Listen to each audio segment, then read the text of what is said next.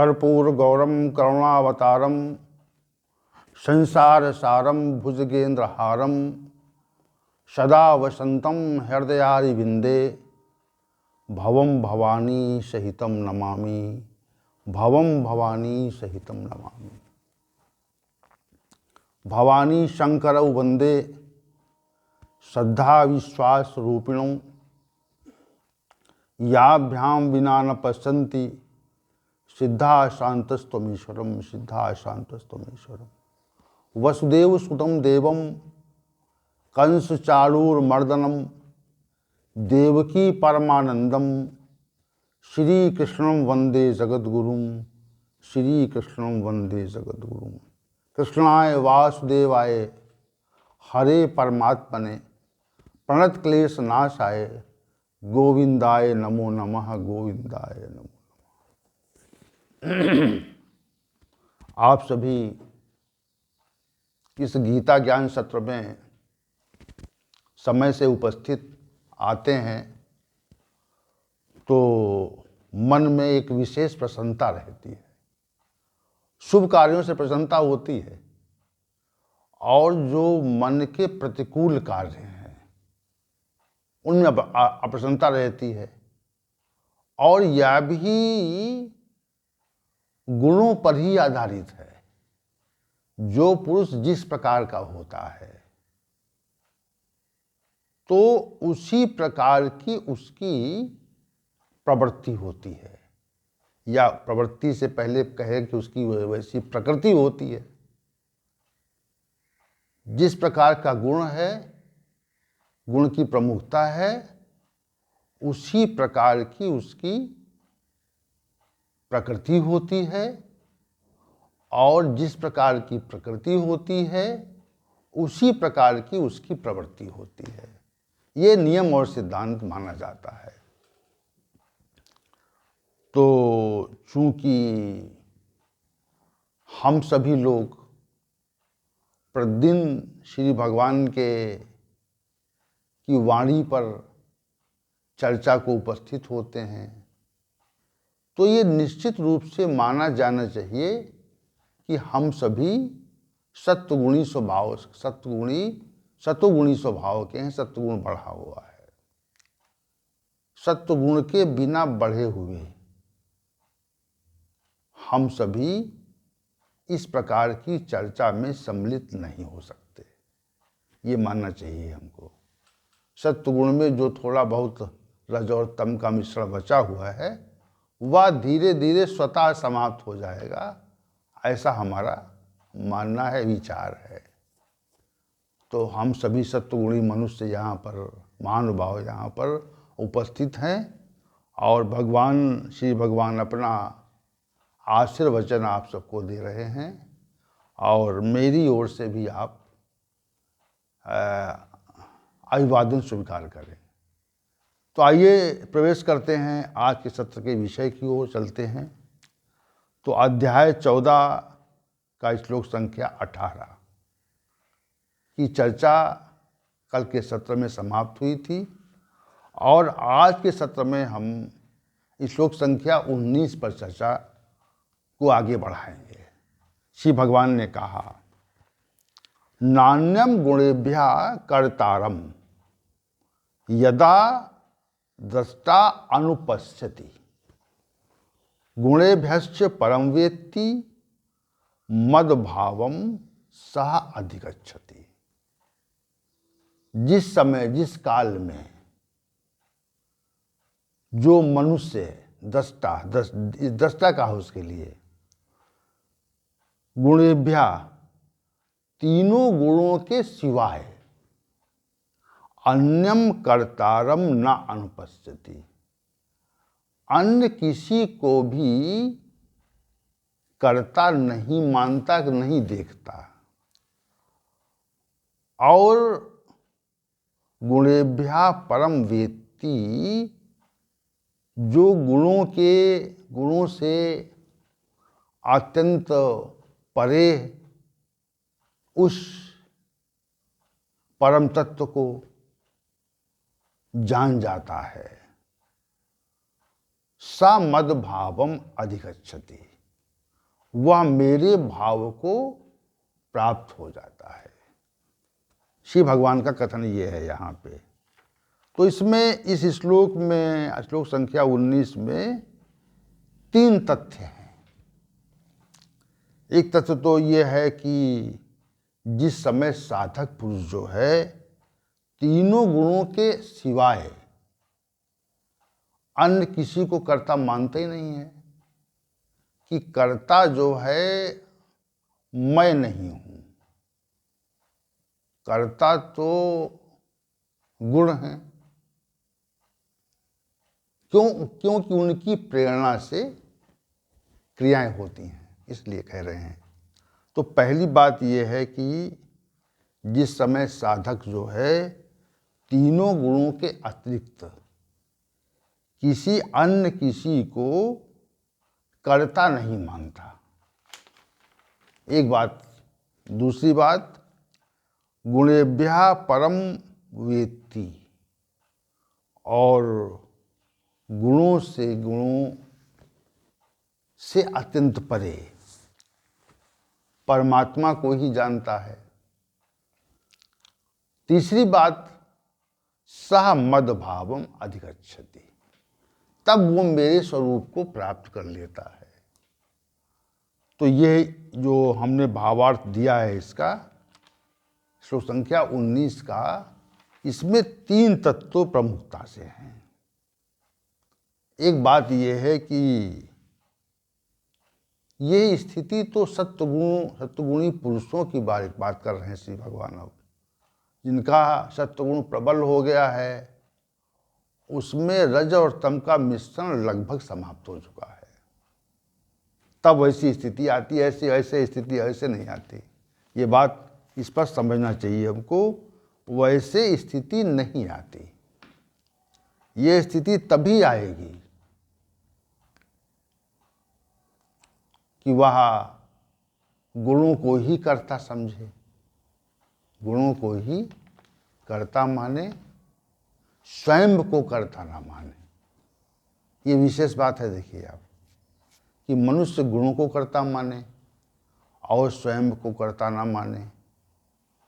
और दूसरी बात, वो परमात्मा के स्वरूप का ही चिंतन करे। तब तीसरी बात आती है, सह मद भावम अधिगच्छति, तब वो मेरे स्वरूप को प्राप्त कर लेता है। ये बात श्री भगवान ने इस श्लोक में कही है। तो ये श्लोक बहुत ही विशिष्ट है और विशेष प्रकार का गूढ़ अर्थ लिए हुए है, विशेष प्रकार का गूढ़ अर्थ लिए हुए है।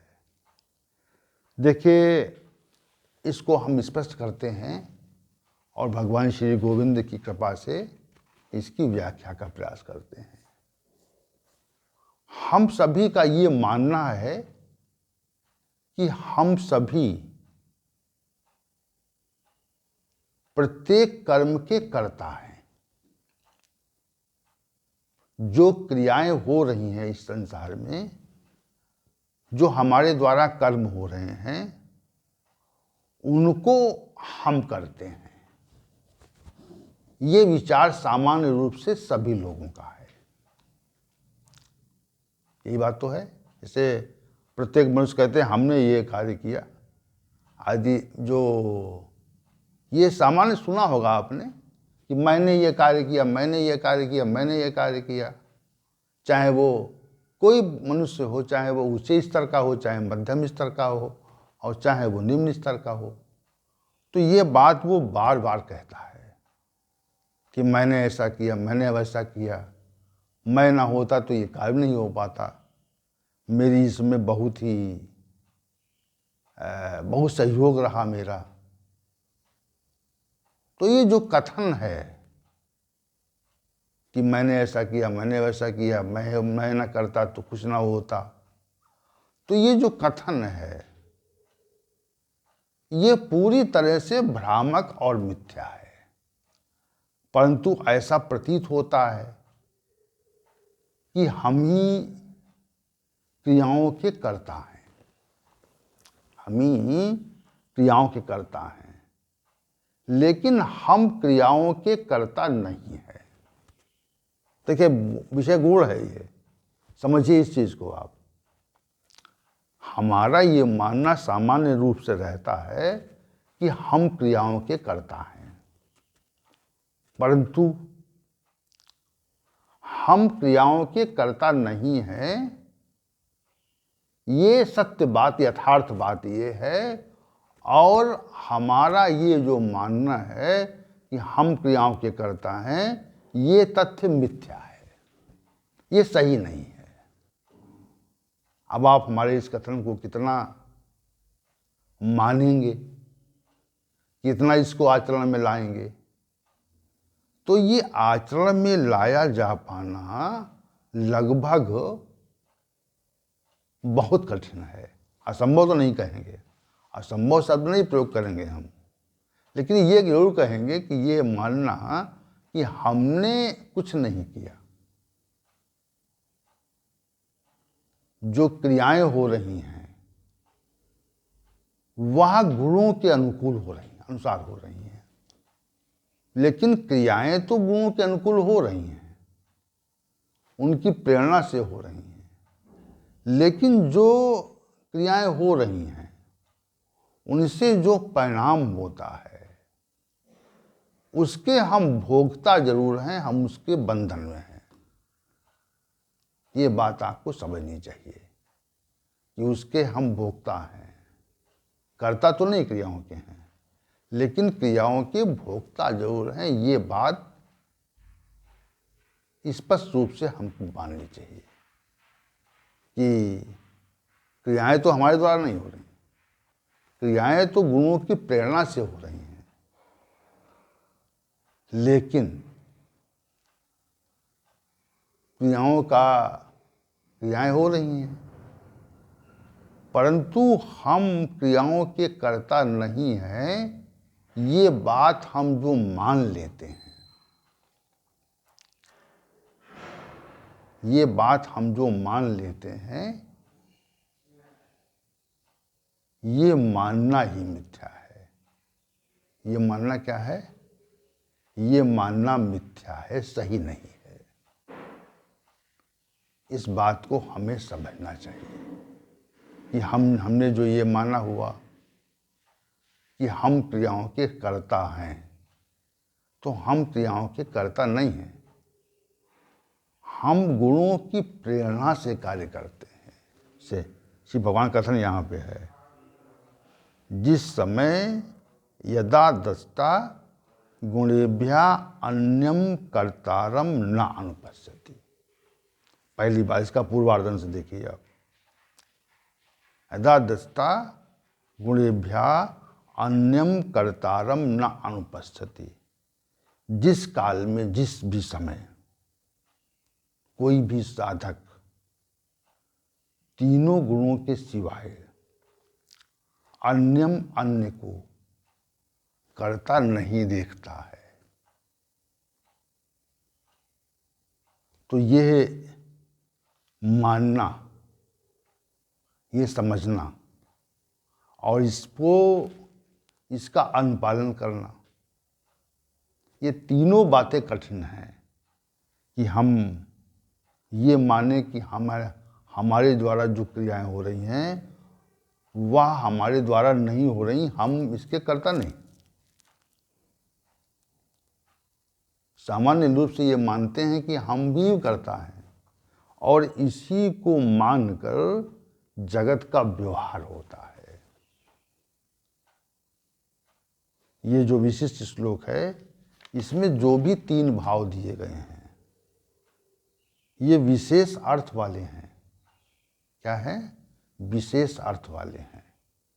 और विशेष अर्थ वाले होकर के उनका जो भाव है, उनकी जो इसका जो कथन है, वह यथार्थता को लिए, यानी सत्यता को लिए हुए है।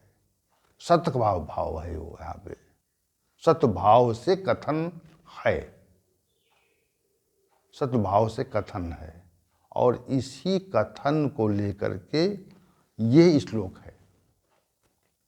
कोई सामान्य श्लोक नहीं है ये। इसका भाव गुण है, और भाव गुण होने के कारण इसको समझना और इस पे इसका पालन करना, इसके जो परिणाम है ना कि सा मद भाव मद गच्छति, इसका परिणाम विशिष्ट है। और दूसरी जो बात यह है कि चा गुणेभ्यः परम वेत्ति, वहाँ गुणों के अतिरिक्त जो है उस परमात्मा को जान जाता है, वह मेरे भाव को प्राप्त होता है। तो ये तीनों, जो इसका पूर्वार्ध अंश है और इसका जो उत्तरार्ध अंश है, वह तीनों गुण हैं और इन पे विशद चर्चा होगी। सही कई सत्रों में इसको उठाएंगे हम और समझाने का प्रयत्न करेंगे, क्योंकि आज का जो पूजन है वह समय से आरंभ हो, इसलिए सत्र को छोटा कर रहे हैं आज।